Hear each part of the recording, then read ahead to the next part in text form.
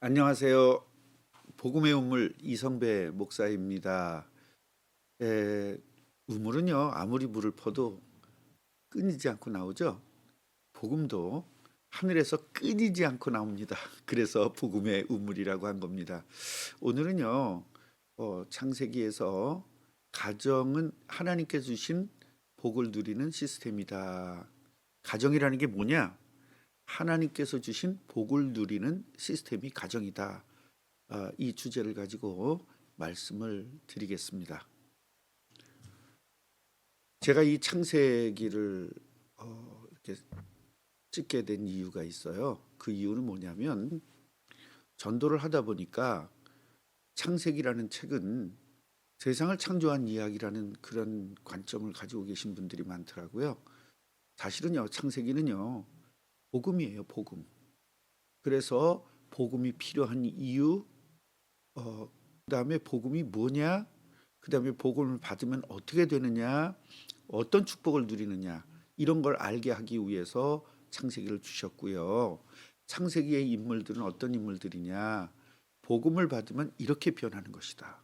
복음을 받으면 이렇게 대단한 사람이 되는 것이다. 이거를 알려주시면서 너희들도 복음 받으면 이렇게 된다라는 것을 알려주시는 책이 창세기입니다. 그래서 이 창세기를 처음에 제가 책을 하나 썼는데요. 복음의 관점으로 본 창세기라는 그런 책을 썼습니다. 이건 제가 직접 쓴 거는 아니고요. 제 설교를 듣고 우리 부교육자들이 편집을 한 그런 책입니다. 그래서 오늘 구체적으로 한번 보도록 하겠습니다. 먼저 하나님 말씀을 볼 텐데요. 창세기 2장 18절부터 25절까지의 말씀입니다. 여호와 하나님이 이르시되 사람이 혼자 사는 것이 좋지 아니하니 내가 그를 위하여 돕는 배필을 지으리라 하시니라. 여호와 하나님이 흙으로 각종 들짐승과 공중의 새를 지으시고 아담이 무엇이라고 부르나 보시려고 그것들을 그에게로 이끌어 가시니 아담이 각 생물을 부르는 것이 곧 그 이름이 되었더라. 아담이 모든 가축과 공중의 새와 들의 모든 짐승에게 이름을 주니라. 아담이 돕는 배필이 없으므로 여호와 하나님이 아담을 깊이 잠들게 하시니 잠들매 그가 그 갈빗대 하나를 취하여 살로 대신 채우시고 여호와 하나님이 아담에게서 취하신 그 갈빗대로 여자를 만드시고 그를 아담에게로 이끌어오시니 아담이 이르되 이는 내 뼈 중에 뼈여 살 중에 살이라 이것을 남자에게서 취하였은즉 여자라 부르리라 하니라. 이러므로 남자가 부모를 떠나 그의 아내와 합하여 둘이 한 몸을 이룰지로다. 아담과 그의 아내 두 사람이 벌거벗었으나 부끄러워하지 아니하니라. 여러분 가정이라는 것을 뭐라고 생각하십니까? 가정. 우리가 성경적으로 가정을 좀 정리해야 될 필요가 있는데요. 가정이라는 건요. 하나님께서 창조하신 우주를요. 정복하고 다스릴 인간을 창조하셨잖아요. 그러니까 이 하나님께 창조한 우주를 정복하고 다스리는 것이 인간이란 말이에요. 인간을 창조한 목적이 그거니까요. 그 인간에게요.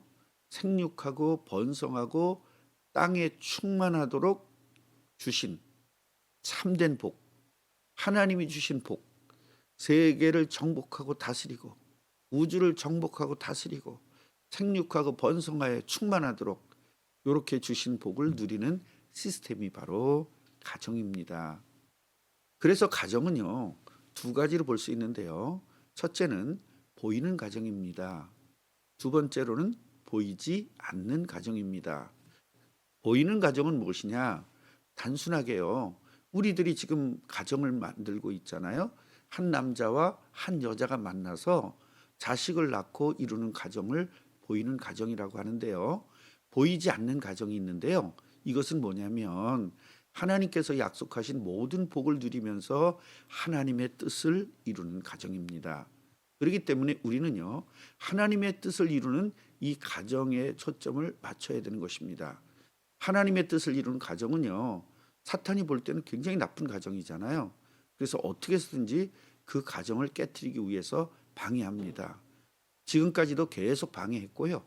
앞으로도 계속 방해할 겁니다.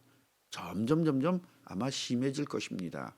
그래서 우리들은요, 성경적 가정을 잘 이해하고 하나님께서 주신 가정의 복을 누려야 될 것입니다. 자, 첫째로요, 하나님께서 주신 성경적 가정이라는 게 뭐냐?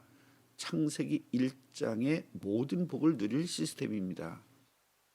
아담과 하와가 하나님의 형상과 능력을 소유한 자녀를 낳고요. 그 자녀들이 결혼하면 또 그런 자녀를 낳죠. 하나님이 함께하고 하나님의 능력 가진 사람 계속 낳는 겁니다. 그러면 그런 사람들이 이 땅에 가득해지는 거예요. 그래서 창세기 2장 24절 보면 자녀가 부모를 떠나서 그의 아내와 합해가지고 둘이 한 몸을 이루라고 말씀한 겁니다. 성도들의 가정은요, 부모에게서 자녀가 벗어나서 하나님을 믿는 또 다른 가정을 이루어야 되는데요. 부모들이 자녀가 떠나지 못하도록 방해하는 경우가 많이 있습니다. 왜요?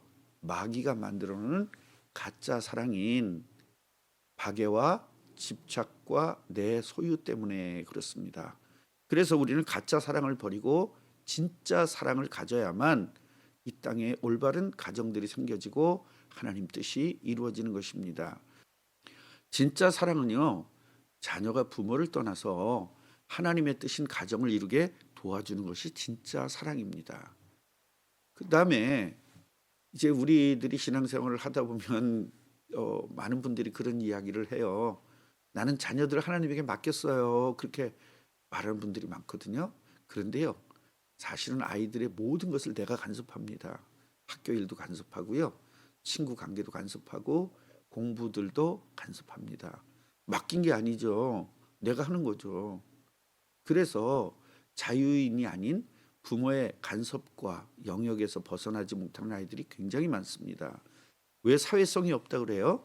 부모가 모든 것들을 도와주다 보니까 아이들이 스스로 해나갈 수가 없어요. 그게 사회성이거든요.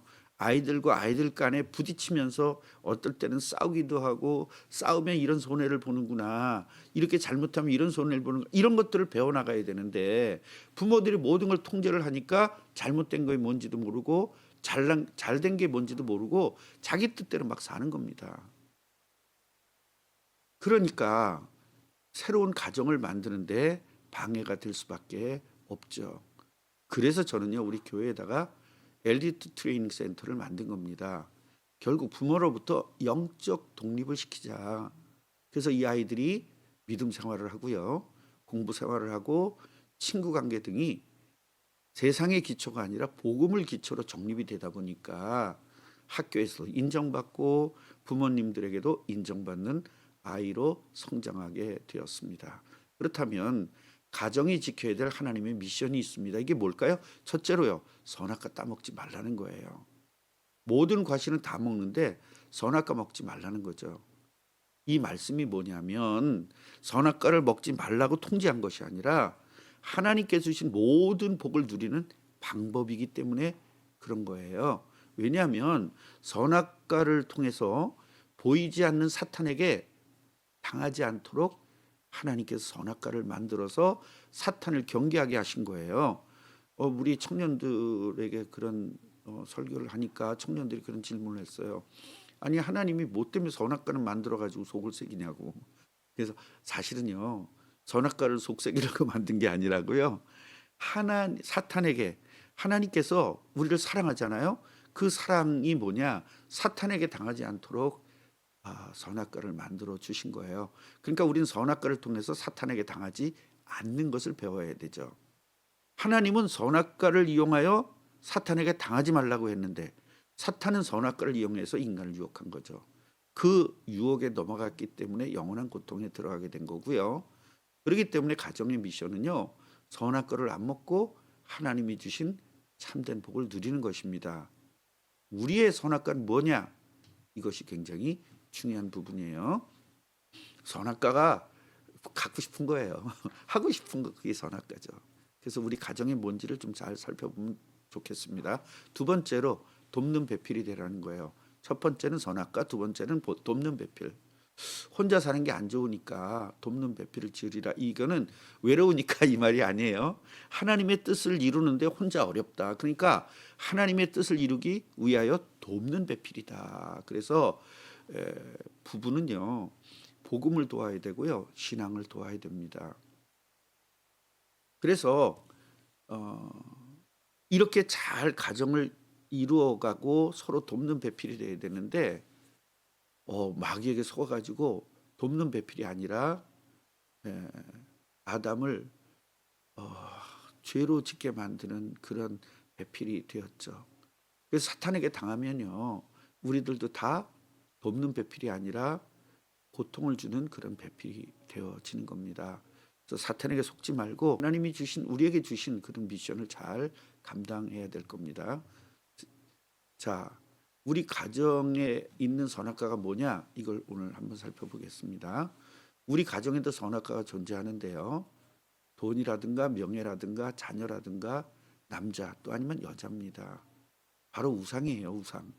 우상처럼 생기는 거예요. 여러분, 남자와 여자가 사랑한다고 생각하는데 우상이 많아요. 우상처럼 생기면서 그걸 사랑이라고 착각하는 경우가 많습니다. 그래서 우리의 미션은 선악과를 따먹지 않고 가정을 지키고요, 가정을 통해서 하나님 나라를 확장시키는 거예요. 이 자녀들을 결혼시키는데 권사님들도 그렇고 집사님들도 그 선악과를 따라 시키는 경우가 많아요. 돈 따라 시키고 사랑 따라 시키고. 우리는 복음 따라 시켜야 돼요. 그래서 선악과의 결과와 복음의 결과를 정확하게 이해한다면 너무나 쉬운 일인데 잘 이해하지 않고 일단은 뭔가에 딱 잡히잖아요. 선악과에 딱 잡히면 그냥 눈에 뵈는 게 없어요. 선악과 딱 보자마자 뭐라 그래요? 먹음직도 하고 보암직도 하다 그러잖아요. 그러니까 돈 있는 남자를 만나면 그냥 먹음직도 하고 보암직도 하죠. 그 사람이 어떻게 될지도 모르죠. 그래서 이것이 굉장히 중요한 부분입니다. 그래서 결론을 말씀드리면요, 우리 가정은 하나님의 뜻을 이루는 가정으로 만들 것이냐 아니면 내 뜻을 이루는 가정으로 만들 것이냐가 굉장히 중요한 부분이에요. 가정의 선악과는 언제나 존재하잖아요. 그래서 하나님의 지혜와 하나님의 총명과 하나님의 명철로 선악과의 유혹을 이겨야 되는 겁니다. 가정의 모든 문제를 자기 자신에게서 찾아야 되는데 상대에게서 찾거든요. 그래서 나에게서 찾고 그 문제를 위해서 기도해서 성공하는 가정을 만들어야 될 것입니다. 하나님께서 허락하신 모든 복을 누리는 여러분 되시기를 주님의 이름으로 축복합니다. 자, 그럼 우리 기도하겠습니다. 하나님, 우리 가정에 있는 선악과를 이기고 그리고 돕는 배필이 되어서 하나님의 뜻을 이루는 가정, 그리고 자녀들을 제대로 키우고 잘 키우고 복음으로 키워서 땅까지 증인이 되는 가정 되어 하나님이 허락하신 모든 복을 누리는 모든 가정들 되게 하옵소서. 예수 그리스도 이름으로 기도하옵나이다. 아멘. 감사합니다. 안녕히 계세요.